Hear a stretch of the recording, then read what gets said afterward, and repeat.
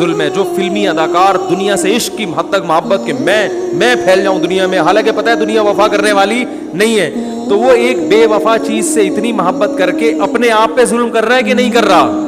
تو اگر آپ کی زندگی میں دین نہیں ہے تو آپ دنیا کے لیے بھی ظالم اور اپنے لیے بھی بہت بڑے ظالم بن جاؤ گے. آپ اپنی زندگی بھی اپنے ہاتھوں تباہ کر دو گی. میں نے دیکھا ہے شرابی لوگوں کو جگر خراب ہو گیا, مر گئے جوانی میں, نشے کی خاطر چند لذتوں کی خاطر جوانی میں موت کا شکار ہو گئے, ساری زندگی برباد کر دی انہوں نے.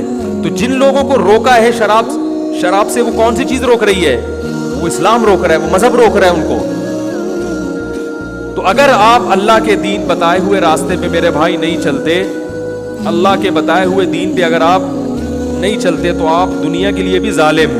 اور یہ مودی کو اللہ کا ہی خوف ہی تو نہیں ہے جو کرتا چلا جا رہا ہے جو کچھ کر رہا ہے. ورنہ میں ایک بات بتاؤں, انسان کو کوئی بیمار جانور دیکھ کے بھی اس پہ رحم آتا ہے. پتہ نہیں کیسا سخت دل انسانوں کا ہو جاتا ہے کہ وہ بچوں کو یتیم کر رہے ہیں. احمد آباد میں جب ظلم ہوا تھا ان کی ویڈیوز آئی تھیں, میں نے دیکھا وہ ماں باپ کی لاشیں پڑی ہوئی اور بچہ فٹ پاتھ پہ بیٹھا ہوا ہے اکیلا. اپنے بچوں کے بارے میں انسان سوچے یار, اگر یہ اللہ نہ کرے ان پہ گزرے تو کیا حال ہوگا. یعنی چھوٹے بچے کو پتہ نہیں کہ میرے باپ کو بھی مار دیا اور میری ماں کو بھی, اور تھوڑی دیر میں وہی امی کر رہا ہے, وہی ابو کر رہا ہے. تھوڑی دیر میں جانور پہ ظلم ہی دیکھا جاتا ہے. جس کے سینے میں دل ہو, یہ انسانوں پہ ایسے ظلم کرتے ہیں. وجہ اس کی یہ ہے کہ ان کو آخرت کا خوف نہیں ہے. ان کا خیال ہے مر کے مٹی ہو کے ختم. یہ 7 جنم کی باتیں کرتے ہیں, یہ سب بکواس ہے. ان کو خود پتہ ہے کوئی جنم ونم نہیں ہے, یہ سب ایسی پنڈتوں کی بنائی ہوئی باتیں ہیں. اصل وہ چیز ہے جو قرآن بیان کر رہا ہے بار بار, اور دلائل بھی دے رہے ہیں کہ تم مر کے مٹی ہو کے ختم نہیں ہو جاتے. اس مٹی کو دوبارہ ہم انسان بنائیں گے, کیونکہ ہم نے تمہیں مٹی سے پانی بنایا, پانی سے خون بنایا, خون میں ہڈیاں بنائی, ہڈیوں سے پھر اس پہ کھال چڑھائی, اور پھر ماں کے پیٹ سے باہر نکالا, اور پھر اسی مٹی سے بنی ہوئی چیزیں, اسی مٹی سے تمہیں خربوزے کھلائے, اسی مٹی سے بنا کے انار انگور تربوز کھلائے, پھر مار کے وہی مٹی میں دوبارہ لے جائیں گے. تو جو مٹی کو اتنے سارے پروسیس سے گزار کے مٹی بنا سکتا ہے, وہ اس مٹی کو ریورس کر کے دوبارہ انسان کیوں نہیں بنا سکتا؟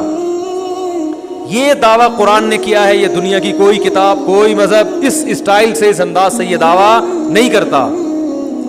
وَسَخَّرَ لَكُم مَّا فِي السَّمَاوَاتِ وَمَا فِي الْأَرْضِ جَمِيعًا مِّنْهُ, سب کچھ تمہارے لیے بنا دیا. تو تمہیں کیا عیاشی کے لیے, ناچنے گانے کے لیے بنایا ہے؟ تمہاری عقل مَا لَكُمْ كَيْفَ تَحْكُمُونَ, اللہ کہتا ہے تمہیں کیا ہو گیا, تم خود کیوں نہیں فیصلہ کرتے؟ سوالات بھی کر, قرآن دعوے کر کے سوال بھی کر رہا ہے. اگر ہمیں اللہ نے شراب کباب عیاشی کے لیے, لڑکیوں سے دوستیاں, لائف کو انجوائے کرو, انٹرٹینمنٹ, بس یہی ہے نا. جو دین کو فالو نہیں کر رہا اس کی زندگی کا مقصد کیا ہے؟ انٹرٹینمنٹ, بس یہی مقصد ہے اور کچھ بھی نہیں ہے. تو اگر یہی مقصد ہے تو اللہ تعالیٰ کہتے ہیں کہ یہ ساری دنیا میں نے تمہارے لیے پھر کیوں بنائی؟ کیا تمہیں انٹرٹین کرنے کے لیے کہ